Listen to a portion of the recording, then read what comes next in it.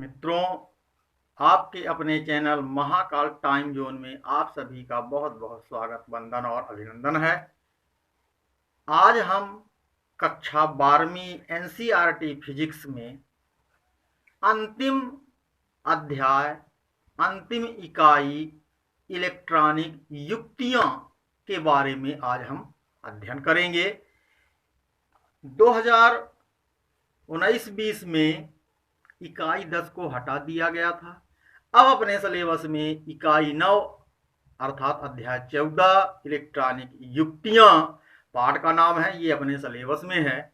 और इस यूनिट में जो अपना सिलेबस है वो है चालक, कुचालक और अर्धचालक का वर्गीकरण एनर्जी बैंड या बैंड थ्योरी की आधार पर सिलेबस में करना है। तो दोस्तों, इसके पहले हम चालक, कुचालक और अर्धचालक को चालकता के आधार पर वर्गीकृत कर चुके हैं। हम इस अध्याय में एनर्जी बैंड के आधार पर इनका वर्गीकरण करेंगे। तो सबसे पहले एनर्जी बैंड है क्या? सिलेबस में अपने नहीं है, फिर भी एनर्जी बैंड जब तक हमसे नहीं बनेगा तब तक हम उनका वर्गीकरण नहीं कर पाएंगे। तो दोस्तों, यदि आप हमारे चैनल को अभी तक लाइक, सब्सक्राइब नहीं किया है तो दोस्तों कर दीजिए, ताकि हमारा अगला वीडियो आपको लेटेस्ट मिलता रहे। तो चलिए हम स्टार्ट करते हैं बैंड थ्योरी या ऊर्जा बैंड। दोस्तों, बैंड थ्योरी पढ़ने से पहले हम पूर्व ज्ञान पर एक कुछ चर्चा कर लें कि जो पदार्थ होते हैं परमाणुओं से मिलकर के बने होते हैं, और हम जानते हैं कि परमाणु के नाभिक में प्रोटॉन और न्यूट्रॉन होते हैं, और जो इलेक्ट्रॉन होते हैं वो उसके बाहरी कक्षाओं में घूमते रहते हैं। तो जो इलेक्ट्रॉन जिस कक्षा में घूमता है वो कहलाता है परमाणु कक्षक। तो उन कक्षकों को दोस्तों हम कहते क्या हैं? उन कक्षकों को पहली कक्षा को K, दूसरे को L, फिर M और N एंड सो ऑन, इस प्रकार की कक्षाओं को हम उनका नामकरण किए हैं, जिसमें इलेक्ट्रॉनों की जो संख्या होती है वह 2n² से ज्ञात की जाती है दोस्तों। अब दोस्तों, उन कक्षाओं में क्या होता है कि K कक्षा को छोड़ करके, यानी पहली कक्षा को छोड़ करके अन्य सभी कक्षाओं जैसे L, M, N and so on की क्या होती हैं? उप कक्षाएं भी होती हैं, यानी सब कोष। उन उप कक्षाओं को क्या किसके नाम से जानते हैं? S, P, D, F and so on के नाम से भी जाना जाता है। अर्थात यदि हम माने कि K को छोड़ करके K में कोई उप कक्षा नहीं होती है, K स्वयं अपनी उप कक्षा होती है। अब शुरू करते हैं दूसरी कक्षा से, यानी L। तो L में 2 उप कक्षा होती है, फिर M में 3 होती है, N में 4 उप कक्षाएं होती हैं। इसका पता कैसे चलता है दोस्तों? हम इलेक्ट्रॉनिक विन्यास SPDF के पदों में देखिए, इसको हमने बताया है। तो जैसे यहां पर हमने बताया कि N1 यानी पहली कक्षा में एक ही उपकोष होता है 1s, यानी इसमें उपकोष कितने होता है? 1 होता है। फिर आता है N बराबर 2, यानी दूसरी कक्षा। तो दूसरी कक्षा में 2 उपकोष होते हैं 2s और 2p। तो 2 उपकोष हो गए किसमें? दूसरी कक्षा में। फिर आता है तीसरी कक्षा। तो तीसरी कक्षा में 3s, 3p और 3d 3 उपकोष होते हैं। तो तीसरी कक्षा 3 उपकोषों से मिलकर के बनी है। इसी प्रकार से चौथे जो कक्षा होती है उसमें 4 उपकोष होते हैं 4s, 4p, 4d, 4f, यानी 4 उपकोष होते हैं। इस प्रकार से विभिन्न कक्षाओं में इनके उपकोष होते हैं। तो दोस्तों, ये उपकोष जो होते हैं इनका हम एक चित्र के माध्यम से कैसे रिप्रेजेंट कर सकते हैं? तो एक हम एग्जाम्पल, सोडियम का परमाणु क्रमांक 11 या सिलिकॉन का परमाणु क्रमांक 14 होता है। दोस्तों, हम सिलिकॉन के बारे में, हम इलेक्ट्रॉनिक विन्यास कैसे होता है इसको देखते हैं।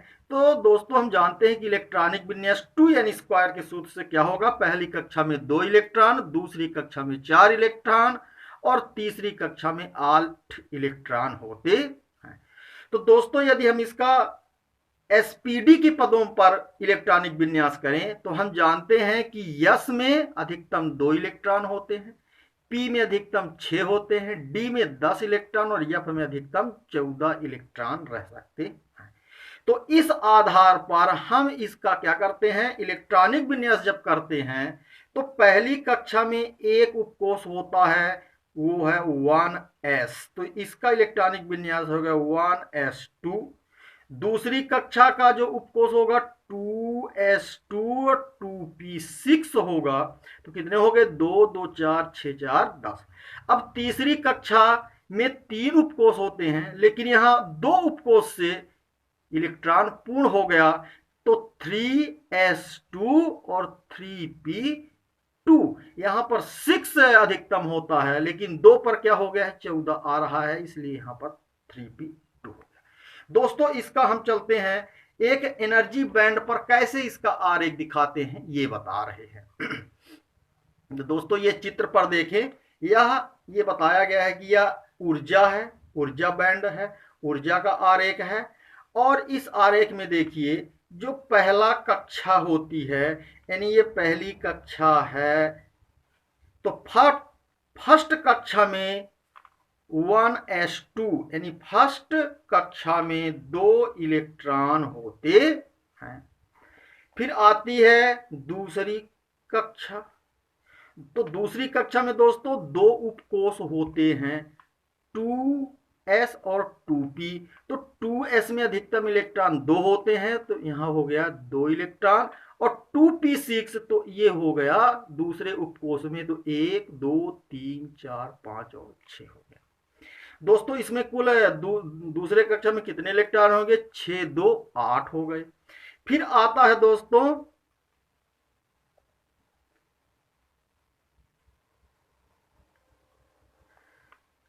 तीसरी कक्षा। तीसरी कक्षा इसका इलेक्ट्रॉनिक विन्यास कैसा हो गया, ये हो गया 3s2 और दूसरे उपकोष में हो गया 3p2 दोस्तों हो गया। तो इस तरह से इलेक्ट्रॉनिक विन्यास इसका किया जाता है। तो दोस्तों होता क्या है कि प्रत्येक कक्षा के जो उपकोष होते हैं, जैसे इसमें तो एक कोई उपकोष नहीं है, दूसरी कक्षा में 2 उपकोष हैं, इन उपकोषों में ये जो इलेक्ट्रॉन हैं, तो इलेक्ट्रॉनों की एक निश्चित ऊर्जा होती है। इन ऊर्जाओं का जो एक स्तर होता है, अर्थात इन उपकोषों को कहते हैं ऊर्जा स्तर। तो एक परिभाषा अब हम शुरू करते हैं एनर्जी बैंड की। तो एनर्जी बैंड से पहले हम ऊर्जा स्तर है क्या ये जाने। तो सबसे पहले दोस्तों परिभाषा है ऊर्जा स्तर की कि विभिन्न उपकोषों में, यानी इसमें और इसमें, विभिन्न उपकोषों में विभिन्न इलेक्ट्रॉनों की निश्चित ऊर्जाओं के मान को परमाणु का ऊर्जा स्तर कहते हैं। यानी विभिन्न उपकोषों में जो इलेक्ट्रॉन हैं, उन इलेक्ट्रॉनों की जो ऊर्जाओं का मान है वह क्या है, वही ऊर्जा स्तर कहलाता है। कहने का मतलब ये कि ये जो एक लाइन है जिसे समांतर रेखा द्वारा प्रदर्शित किया जाता है, तो ये क्या हो गई, ऊर्जा स्तर हो गई। ये एक ऊर्जा स्तर हो गया और ये दूसरी ऊर्जा स्तर हो गया।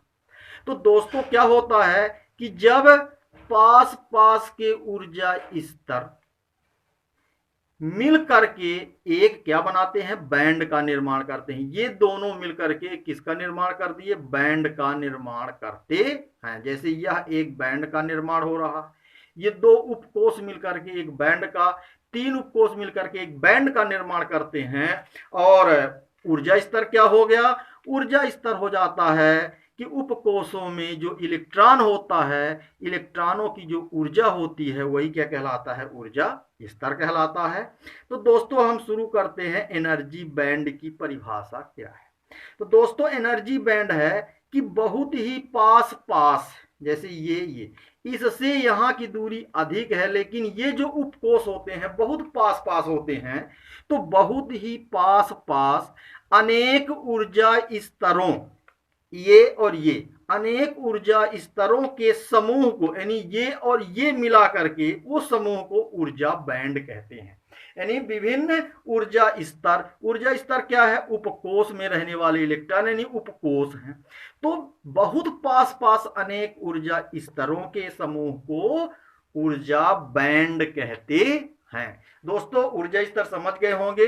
जो कक्षाओं के उपकोष होते हैं, उन उपकोषों में जो इलेक्ट्रॉन होते हैं उनके जो ऊर्जा का मान होता है वो ऊर्जा स्तर कहलाता है। और जैसे पहले दूसरी कक्षा में दो उपकोष मिलकर के बने हैं और ये दोनों उपकोष पास पास हैं, तो दोनों उपकोष मिल करके एक बैंड का निर्माण करते हैं जिसे एनर्जी बैंड कहते हैं।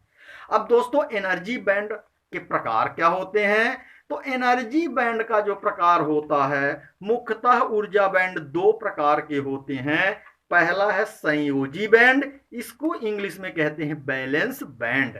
तो बैलेंस बैंड में होता क्या है दोस्तों? तो वह ऊर्जा बैंड जिसमें ऊर्जा स्तर इलेक्ट्रॉनों द्वारा पूर्णतः भरा होता है। दोस्तों जिस ऊर्जा स्तर पर इलेक्ट्रॉन पूर्णतः भरे होते हैं उसे संयोजी बैंड कहते हैं।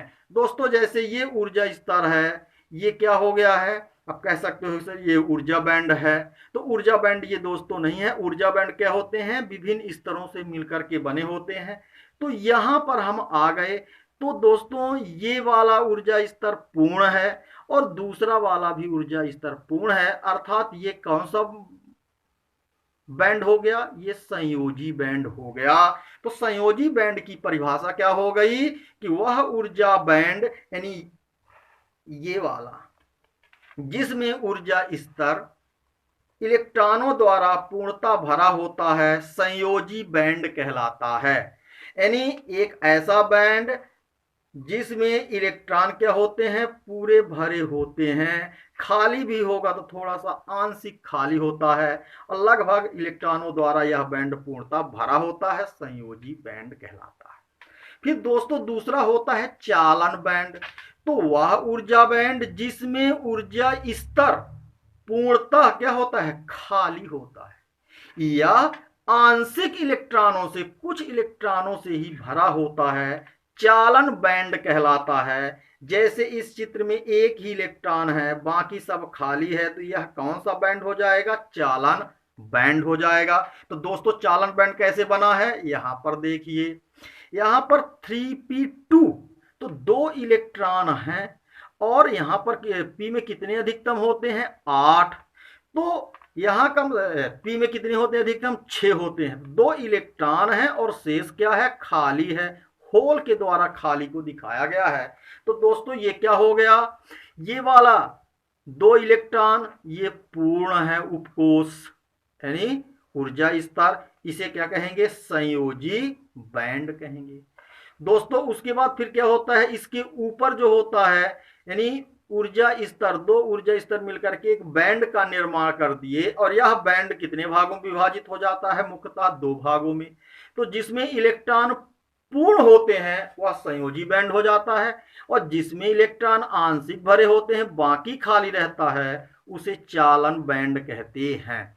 अब दोस्तों संयोजी बैंड यानी यहां और यहां के बीच में ये जो गैप होता है, ये गैप, इसे कहते हैं वर्जित ऊर्जा बैंड या वर्जित ऊर्जा अंतराल। तो दोस्तों किसी किसी किताबों में ऊर्जा बैंड को 3 भागों में बांटा गया है और किसी किताबों में ऊर्जा बैंड को 2 भागों में बांटा गया है। तो दोस्तों तीसरा जो बैंड होता है वो कहलाता है वर्जित ऊर्जा अंतराल या वर्जित ऊर्जा बैंड। तो दोस्तों कहलाता है संयोजी बैंड और चालन बैंड के बीच ऊर्जा अंतराल को वर्जित ऊर्जा अंतराल कहते हैं या वर्जित ऊर्जा बैंड कहते हैं। और वर्जित ऊर्जा अंतराल या बैंड में कोई भी इलेक्ट्रॉन नहीं रह सकता है। तो दोस्तों बैंड थ्योरी क्या हो गई कि ऊर्जा स्तर, विभिन्न ऊर्जा स्तर मिलकर के एक बैंड का निर्माण करते हैं जिसे क्या कहते हैं? एनर्जी बैंड कहते हैं। एनर्जी बैंड 2 प्रकार के होते हैं। तो जिस ऊर्जा स्तर पर इलेक्ट्रॉन पूर्ण होते हैं उसे संयोजी बैंड और जिसमें इलेक्ट्रॉन खाली होता है या आंशिक रूप से भरा होता है उसे चालन बैंड कहते हैं। और संयोजी बैंड और चालन बैंड के बीच का जो अंतर है, जो अंतराल है, जो गैप है, उसे वर्जित ऊर्जा अंतराल कहते हैं। तो दोस्तों हमने सीखा चालन बैंड। तो दोस्तों ध्यान रखना, चालन बैंड में जो इलेक्ट्रॉन होते हैं तो वो क्या होते हैं, अधिक ऊर्जा वाले इलेक्ट्रॉन होते हैं। किसमें, चालन बैंड में। और इलेक्ट्रॉन क्या होते हैं चालन बैंड में, रिक्त होते हैं। और जो संयोजी बैंड में इलेक्ट्रॉन होते हैं वो कम ऊर्जा वाले होते हैं और इलेक्ट्रॉनों से क्या होता है, संयोजी बैंड भरा होता है। तो दोस्तों एक तीसरा बिंदु है कि जब संयोजी बैंड के इलेक्ट्रॉन चालन बैंड में चले जाते हैं या जाने लगते हैं तो विद्युत धारा प्रवाहित होने लगती है। तो दोस्तों इस प्रकार से एनर्जी बैंड के आधार पर अगले भाग में हम पढ़ेंगे चालक, कुचालक और अर्धचालक का वर्गीकरण कैसे किया जाता है। आज हमने पढ़ा ऊर्जा स्तर। तो विभिन्न उपकोषों में जो इलेक्ट्रॉन होते हैं उनकी निश्चित ऊर्जाएं होती हैं, उनके मान को ऊर्जा स्तर कहते हैं। ऊर्जा स्तर को हमने इस प्रकार से दिखाया है, यानी कक्षाओं के जो उपकोष होते हैं वही ऊर्जा स्तर कहलाते हैं। और जब पास पास के उपकोष या इसी को कहते हैं ऊर्जा स्तर मिल जाते हैं तो मिल करके एक बैंड का निर्माण करते हैं जिसे ऊर्जा बैंड कहते हैं। यह दो प्रकार का होता है। यदि उस ऊर्जा बैंड में इलेक्ट्रॉन पूर्णतः भरा है उसे संयोजी बैंड कहते हैं। जैसे ये 2 नंबर का बैंड संयोजी बैंड इसको कह सकते हैं। इसके बाद ये देखिए तीसरी कक्षा में 2 उपकोष यहाँ पर हैं, इसमें यह इलेक्ट्रॉन 3s2 पूर्ण है, इसलिए इस वाले बैंड को संयोजी बैंड कहते हैं। और इसके ऊपर जो है चालन बैंड सदैव संयोजी बैंड के ऊपर होता है, तो इसमें केवल 2 इलेक्ट्रॉन हैं और 3p2 है क्योंकि p में अधिकतम 6 इलेक्ट्रॉन होते हैं, यहाँ पर 4 इलेक्ट्रॉन की कमी है, नहीं होल है, जगह खाली है। तो जिसमें इलेक्ट्रॉन आंशिक भरे होते हैं या पूर्णतः खाली होता है वो चालन बैंड कहलाता है। और संयोजी बैंड और चालन बैंड के बीच का जो ऊर्जा बैंड है या ऊर्जा अंतराल है उसे वर्जित ऊर्जा बैंड या वर्जित ऊर्जा अंतराल कहते हैं। तो दोस्तों इसके हम अगले भाग में ऊर्जा बैंड के आधार पर चालक, कुचालक और अर्धचालक का वर्गीकरण कैसे किया जाता है हम सीखेंगे। तब तक के लिए मैं सत्येंद्र कुमार पांडे आपसे विदा लेता हूं। जय भारत, जय